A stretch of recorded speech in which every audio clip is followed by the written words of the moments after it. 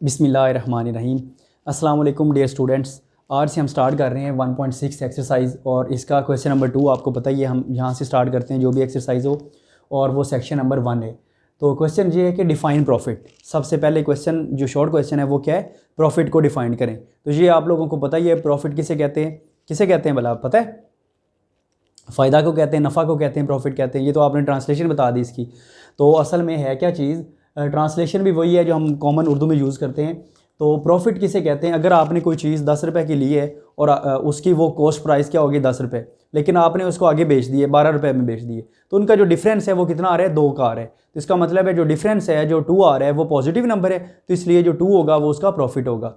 तो अगर difference between selling price और कॉस्ट प्राइस लें और अगर वो डिफरेंस पॉजिटिव आ जाए तो उसको हम कहते हैं प्रॉफिट, और अगर वो डिफरेंस जो है वो नेगेटिव में आ जाए तो उसको हम क्या कहते हैं, लॉस कहते हैं। तो आगे जो वर्ड प्रॉब्लम आएंगी हमारे पास, जो लॉन्ग क्वेश्चंस आएंगे, वहाँ पर फिर हम फाइंड भी करेंगे कि प्रॉफिट किसे कहते हैं, लॉस किसे कहते हैं, और उसकी हम एक्यूरेट वैल्यू भी फाइंड करेंगे, नेगेटिव में आ रही है या पॉजिटिव में आ रही है। तो आइए डियर स्टूडेंट्स, हम इसकी वैल्यूज़ लिखते हैं, इसको सॉल्व करते हैं, इसकी स्टेटमेंट लिखते हैं, इसकी डेफिनेशन लिखते हैं, डिफाइन प्रॉफिट। तो आइए लिखते हैं। आप लोग कॉपी पेन से निकालें और आप जल्दी से लिखते जाएं। मैं शॉर्ट में आप लोगों को लिखवा रहा हूं। तो आपने क्या लिखना है, the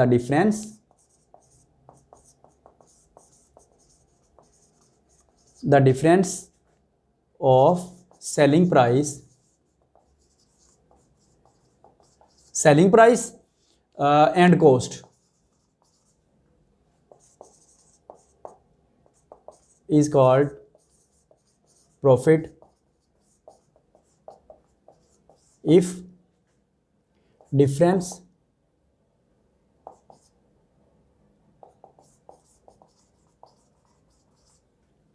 is positive।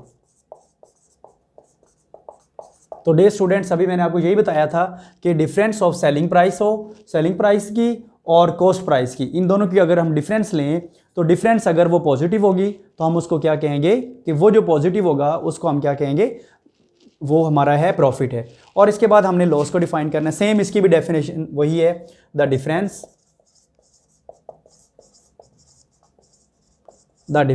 Of selling price and cost.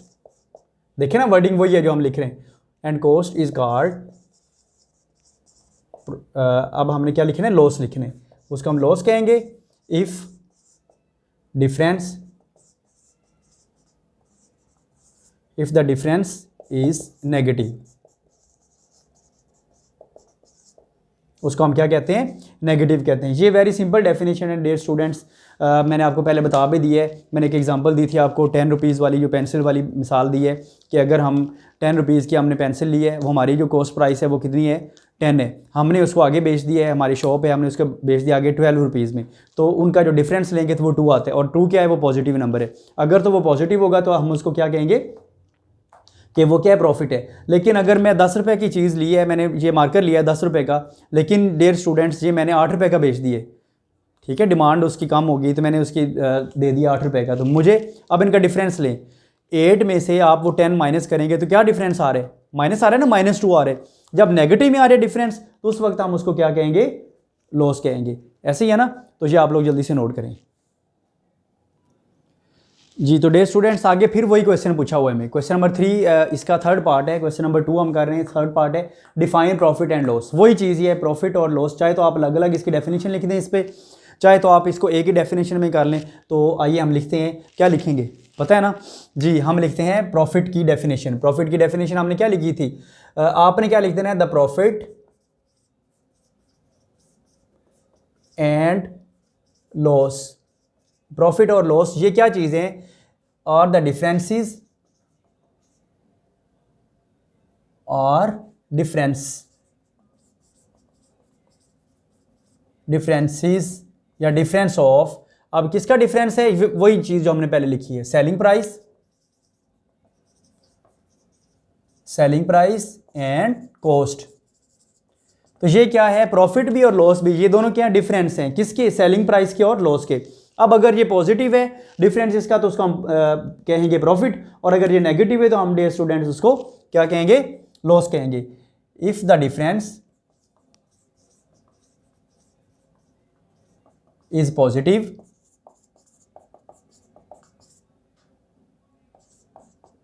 It is called profit.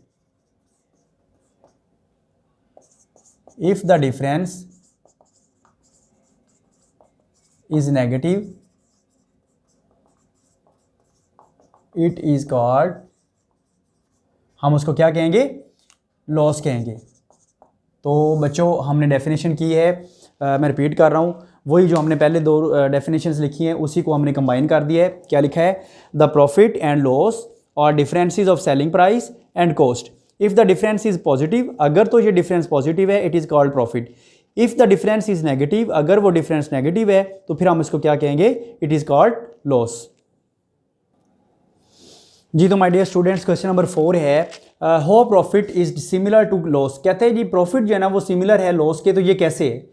और आगे उसी का एक और पार्ट पूछा हुआ है, and how different from loss, और वो लॉस से कैसे डिफरेंस है। मतलब ये सिमिलर कैसे है और ये क्या है, ये डिफरेंट कैसे है। तो आइए हम लिखते हैं इसको। तो सिमिलर क्यों है, क्योंकि ये डिफरेंस है किसका, सेलिंग प्राइस का और कॉस्ट का। तो आपने बता देना है profit and loss are similar as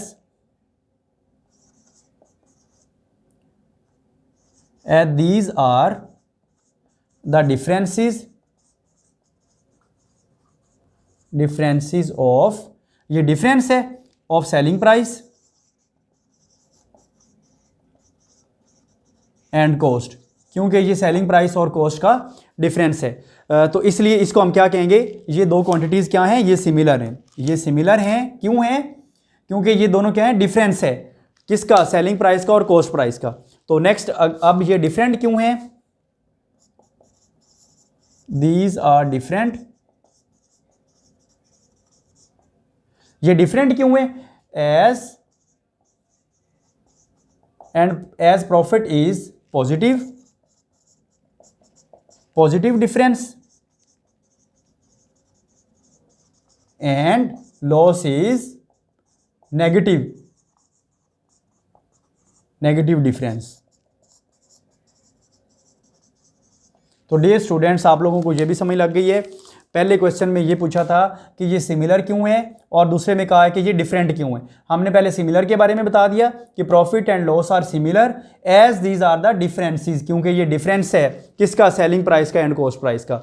और आगे हमने डिफरेंट उसका बता दिया जो कि उन्होंने डिफरेंट पूछा था, ये वाला डिफरेंट क्यों है, दीज आर डिफरेंट, ये उस वक्त डिफरेंट हैं as profit is positive difference, क्योंकि जो प्रॉफिट है वो पॉजिटिव डिफरेंस है किसका, सेलिंग प्राइस का और कॉस्ट प्राइस का। और इसी तरह जो लॉस है वो क्या है, लॉस इज नेगेटिव डिफरेंस, जो लॉस है वो नेगेटिव डिफरेंस है किसका, वो सेलिंग प्राइस का और कॉस्ट प्राइस का। ये आप लोगों को समझ लग गई होगी, मुझे पूरी उम्मीद है, और आप लोग इसको नोट भी कर रहे होंगे, जल्दी से नोट करें।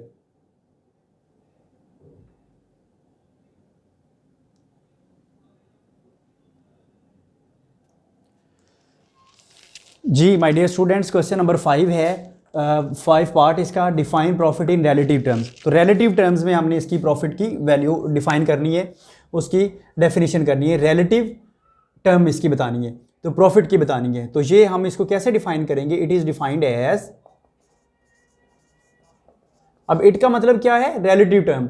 ये जो profit in relative term is defined, profit in relative term is defined as, अब ये क्या है, ये रेशो है, किसकी रेशो होती है, कौन सी दो टर्म्स की रेशो होती है, ratio of profit and cost. अगर हम रेशो ले लें किसकी, प्रॉफिट की और कॉस्ट की, तो हम उसको क्या कहते हैं, रिलेटिव टर्म्स में हम उसको प्रॉफिट कहेंगे, और इसको हम आमतौर पर मार्कअप भी कहते हैं। आपने अक्सर सुना होगा बैंक में जब लोन लेते हैं या कोई गाड़ी वगैरह का करते हैं कोई उसके साथ, तो उसको हम क्या कहते हैं, मार्कअप कहते हैं कि मार्कअप कितना होगा उसमें। तो इसका मतलब क्या होता है कि वो रेशो होती है किसकी, प्रॉफिट की और कॉस्ट की। तो it is also known as markup,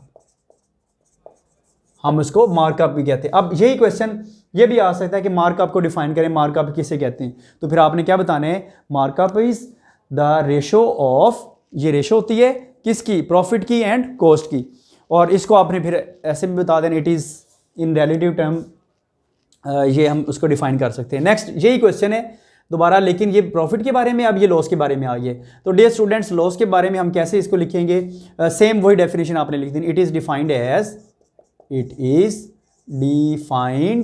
as, हम इसको डिफाइन कर सकते हैं कैसे? द रेशो, ये किसकी रेशो होगी फिर? Ratio of profit and cost है ना, यहां पर लॉस आ जाएगा, the ratio of loss and cost. ठीक है जी, ratio of loss and cost, इसको हम क्या कहते हैं? Ratio of loss and cost, ये रिलेटिव टर्म इसकी होगी। और इसको हम क्या कहते हैं? मार्कअप कहते हैं प्रॉफिट को। अब यहां पर क्या आ जाएगा? इसको मार्क डाउन कहते हैं। It is also known as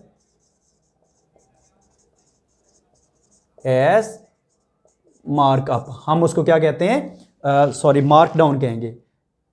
इसको हमने मार्क अप लिखा था ना, यहां पर हम इसको क्या लिखेंगे? मार्क डाउन कहेंगे। तो ये मार्क डाउन है और लॉस है, क्योंकि डाउन की तरफ आता है, लॉस नेगेटिव में आता है, और अगर पॉजिटिव होगा तो हम उसको प्रॉफिट कहते हैं, या फिर हम उसको क्या कहते हैं? मार्क अप कहते हैं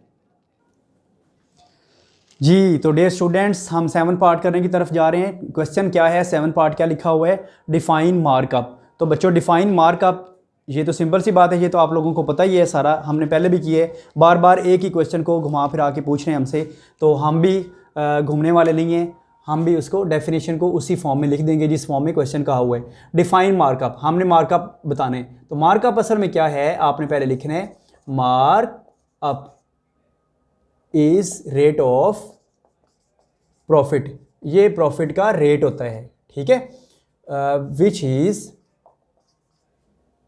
इज रेशो, ये रेशो होती है, और आगे फिर वही आपने सारी बात बता देनी है। विच इज रेशो ऑफ, किस किस की रेशो होती है? प्रॉफिट की रेशो होती है, एंड कॉस्ट। सिंपल है ना। मार्कअप क्या चीज है? Markup is a rate of profit, ये प्रॉफिट का एक रेट होता है, रेट ऑफ प्रॉफिट होता है। Which is ratio of profit and cost, ये रेशो होती है प्रॉफिट की और कॉस्ट की। इसका 8th पार्ट हम बच्चों करते हैं। Define mark down, mark down की हमने डेफिनेशन करनी है, सेम जैसे हमने पहले ऊपर लिखे, आपने बताना है mark down is rate of loss, ये लॉस की रेशियो है ना। मार्क डाउन क्या है? ये रेट की लॉस है, रेट ऑफ लॉस है। विच इज रेशियो ऑफ, आगे सिंपल वही डेफिनेशन, किस किस की रेशियो है? रेशियो ऑफ लॉस आ जाएगा एंड कॉस्ट आ जाएगा, ratio of loss and cost. इसको हम क्या कहते हैं? मार्क डाउन कहते हैं। आगे फिर बच्चों वाला क्वेश्चन आ गया डियर स्टूडेंट्स, वो क्या है? What is rate of profit. तो प्रॉफिट का हमने रेट बताना है, तो सिंपल है ना क्वेश्चन, कोई इसमें मुश्किल काम नहीं है, बिल्कुल ही ईजी है। तो रेट ऑफ प्रॉफिट क्या है? वही हमने उधर लिखा ही है, उसी को मार्कअप भी कहते हैं। आपने क्या बता देना? The rate of profit is the ratio, ये रेशो होती है, किसकी रेशो होती है? Of profit and cost, profit की और कॉस्ट की रेशो होती है। It is also known as mark up, हम इसको मार्क अप भी कहते हैं। वही बात है ना, बस हमने वहां पे मार्कअप शुरू में लिख दिया और एंड पे हमने साथ बता दिया रेट ऑफ प्रॉफिट है। यहां पर हमने क्या किया? रेट ऑफ प्रॉफिट शुरू में लिख दिया और एंड पे हमने बता दिया कि ये क्या है? मार्कअप, इसको हम कहते हैं। सिंपल है ना, बहुत सिंपल है। तो बच्चों नेक्स्ट है what is the rate of loss. अब हमने रेट ऑफ लॉस बताना है। The rate of loss is the ratio, ये रेशो होती है ऑफ लॉस, लॉस की रेशो होती है एंड कॉस्ट, और it is usually known as, हम इसको क्या कहते हैं? मार्क डाउन भी कहते हैं। तो देखें, आप अगर ईमानदारी से देखें तो सिर्फ ये 3 डेफिनेशन बनती हैं बस, बल्कि 2 ही बनती है, प्रॉफिट की, लॉस की, प्रॉफिट की, लॉस की, वही है मार्कअप, रेट ऑफ प्रॉफिट है। तो सिंपल है, हमने ये शॉर्ट क्वेश्चन इसके कर भी लिए हैं। मेरा ख्याल है अभी टाइम 10-15 मिनट होंगे लेक्चर शुरू होने में, तो बहुत ईजी है, बहुत सिंपल है। तो हम अभी नेक्स्ट करने जा रहे हैं इसका, आज ही हम करते हैं, कोशिश करते हैं इसको ख़त्म भी करने की। नेक्स्ट जो है इसका जो सेक्शन नंबर 2 है, लॉन्ग क्वेश्चन वाला, जल्दी से इसको नोट कर लें।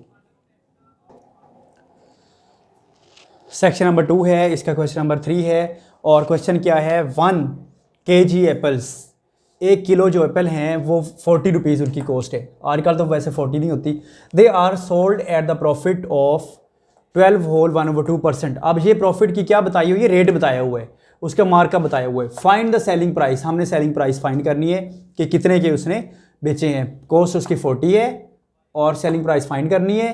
प्रॉफिट हमें परसेंटेज में बताया हुआ है। सबसे पहले हमने लिखना है कॉस्ट ऑफ 1 kg एप्पल्स, वो कितना आ जाएगा फिर 40 आ जाएगा ना। 1 किलोग्राम एप्पल की जो कॉस्ट है वो 40 रुपीज़ है, ये अंडरस्टूड है कि रुपीज़ है।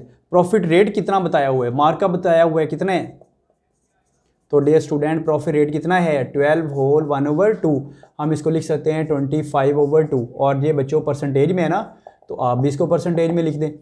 तो परसेंटेज में जब आप इसको लिखेंगे तो ये कितना बनता है, ये 12.5 बनता है आई थिंक, 12.5%।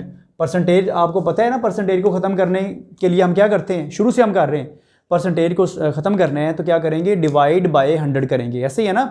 तो 12.5 डिवाइड बाय 100 करेंगे तो ये आ जाएगा 12.5 डिवाइड बाय 100। तो क्या आ जाएगा फिर, ये 2 पॉइंट है ना, तो 2 0 है तो पॉइंट भी आगे चला जाएगा, तो ये बनेगा 0.125 बन गया जी, 70 नहीं बना, 125 बन गया। तो ये 125 जो है इसकी परसेंटेज बन गई है। ठीक है जी, ये इसकी परसेंटेज को हमने कहा। अब सेलिंग प्राइस कितनी है ये आपने फार्मूला याद रखना है, मैं फार्मूला लिख देता हूँ आपको, ये आपने अलग से अपने पेज पे लिख भी देने हैं। Selling price will be equal to cost plus profit. तो देखिए मैंने आपको बताया था ना कि प्रॉफिट क्या होता है, ये डिफरेंस होता है किसका, सेलिंग प्राइस एंड कॉस्ट। तो कॉस्ट अगर उधर शिफ्ट कर देंगे तो वो माइनस हो जाएगा, तो ये डिफरेंस बन गया ना हमें, क्योंकि ये सेलिंग प्राइस फाइंड करनी थी हमें रिक्वायर्ड थी, इसलिए हमने इसको लेफ्ट साइड पे लिख दिया। अदरवाइज फार्मूला वही है, कॉस्ट इज इक्वल टू ये profit is equal to selling price minus cost. Cost price कह लें या कॉस्ट कह लें। अब आप में इसकी वैल्यूज लिख देनी है। सेलिंग प्राइस हमें रिक्वायर्ड है, एस पी इसको बोलते हैं, S selling P price. Cost कितनी है 40 है ना, तो आप लिख दें 40 प्लस प्रॉफिट ये कितना है 0.125 है, और एक ये क्या है, एक है। अब मल्टीप्लाइड बाय 40 कर देंगे क्योंकि टोटल कितने थे 40 उसकी रुपीज़ थी। अब आप इसको सॉल्व करेंगे ना तो 40 प्लस, अब बच्चों कैलकुलेट जल्दी से निकालें और मुझे बताएं 40 मल्टीप्लाइड बाय 0.125 तो ये कितना बनता है 40, ये बन जाता है 5 बन रहा है।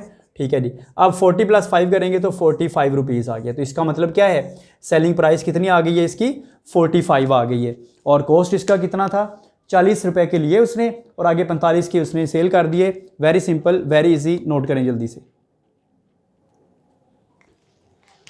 क्वेश्चन नंबर 2 है airport security force. Airport security force ASF जिसको कहते हैं, परचेज 10,000 पेयर्स, 10,000 जो पेयर वो खरीदते हैं किसके लिए, सॉक्स है, सॉक्स के पेयर खरीदते फॉर द स्टाफ, अपने स्टाफ के लिए। The cost of manufacturer was ₹4 पर पेयर।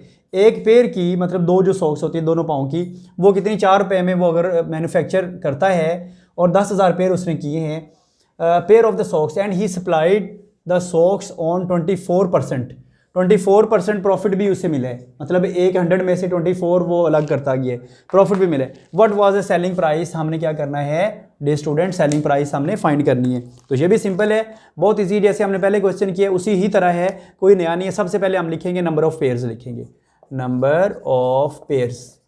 पेयर्स का मतलब पेयर ऑफ सॉक्स, तो वो कितना है 10,000 है ना, 10,000 उसने पेयर किए।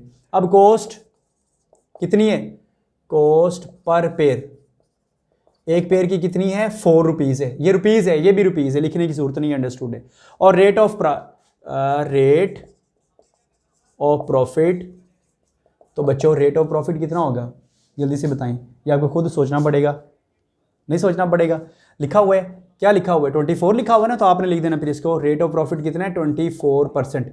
तो बच्चों परसेंटेज को आपको पता है ये ख़त्म करते हैं तो 24/100 कर देंगे, तो ये कितना आ जाएगा 0.24 आ जाएगा, 0.24 इसका आंसर आ गया।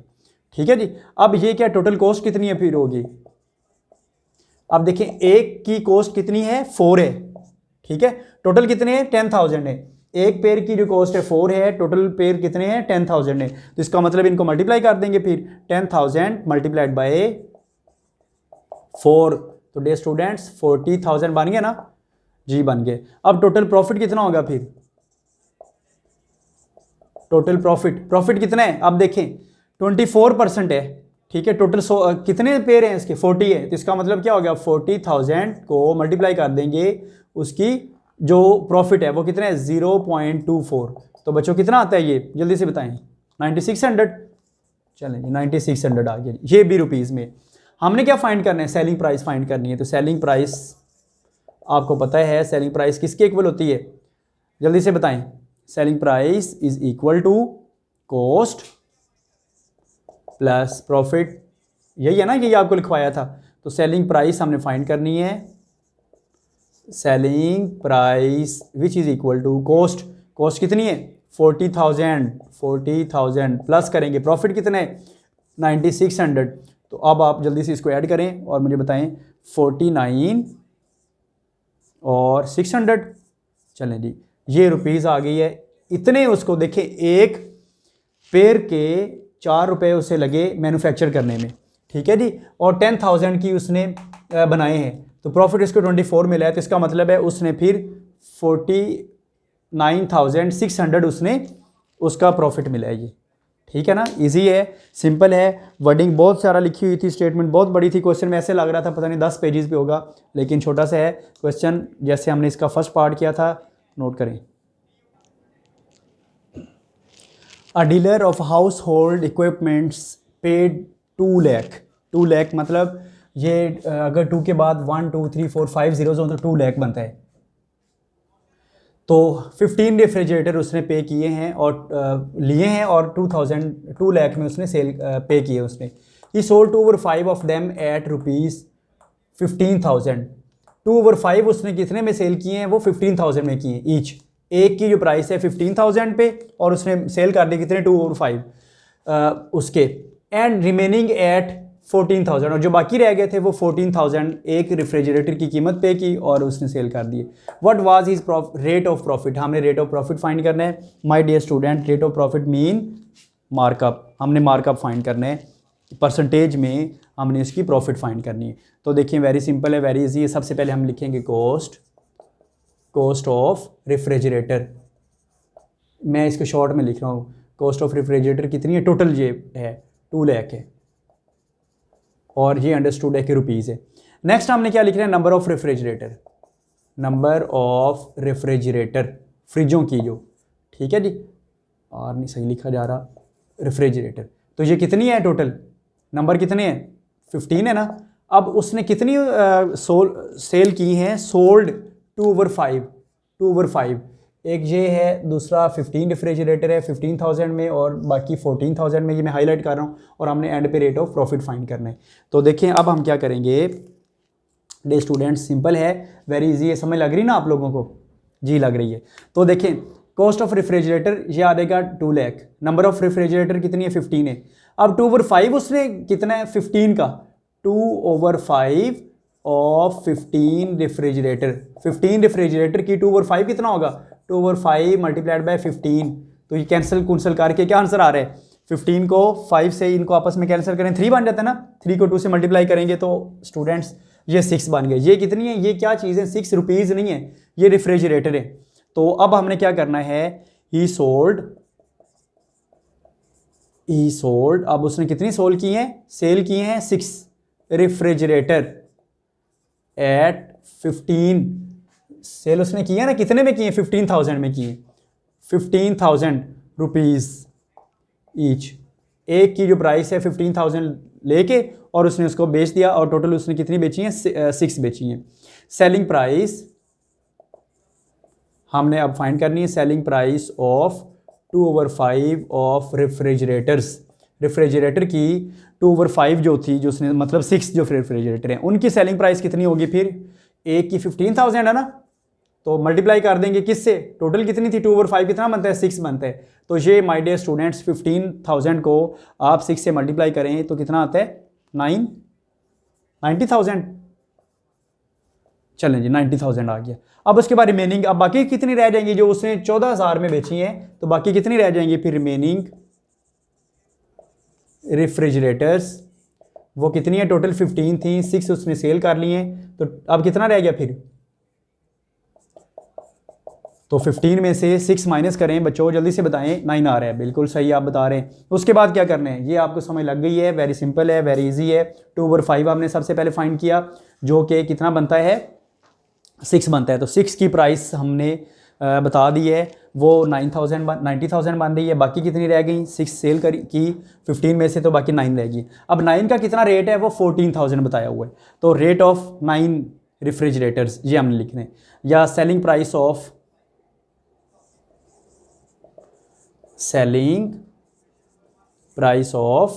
रिमेनिंग रेफ्रिजरेटर्स, या 6 लिख लें, 6 रेफ्रिजरेटर, बल्कि 9 रेफ्रिजरेटर्स।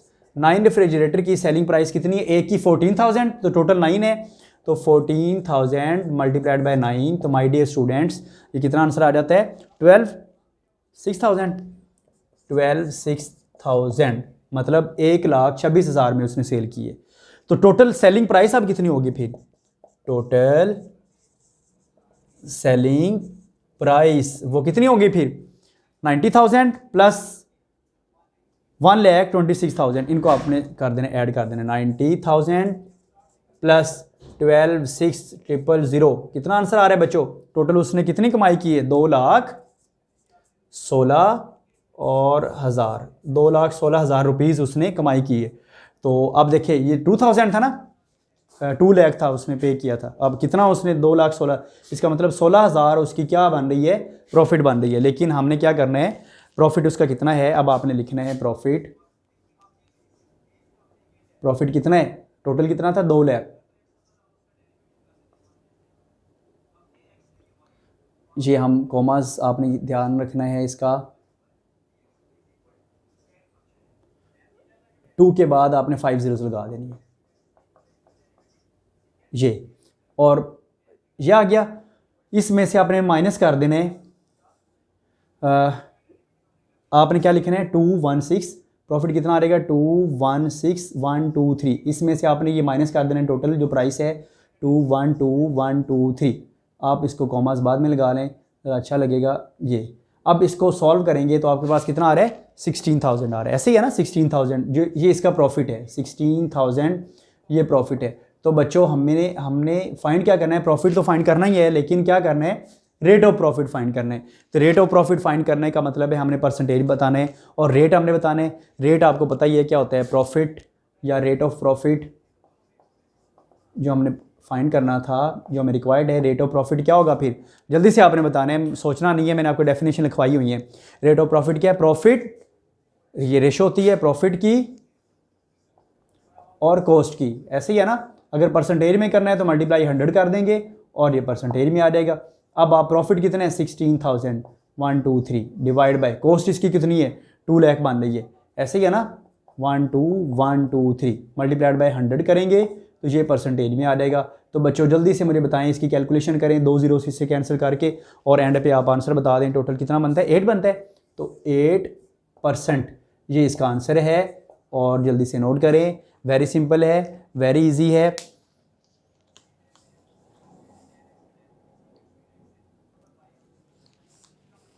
जी बच्चों नोट हो गया ना, चले नोट हो गया तो आज के लिए आई थिंक इतना ही काफ़ी है। लेक्चर का टाइम ओवर हो गया है, हमने 5 मिनट एक्स्ट्रा ले लिए। तो बच्चों अपना ख्याल रखें, दूसरों का भी ख्याल रखें और इनकी प्रैक्टिस ज़रूर करें। कल हम नेक्स्ट लेक्चर में इंशाल्लाह पार्ट नंबर 4 से लेकर 10 तक इसके कंप्लीट पार्ट कर लेंगे। आप इसकी प्रैक्टिस करें। अल्लाह हाफिज़, अस्सलाम वालेकुम वरहमतुल्लाहि वबरकातुहू।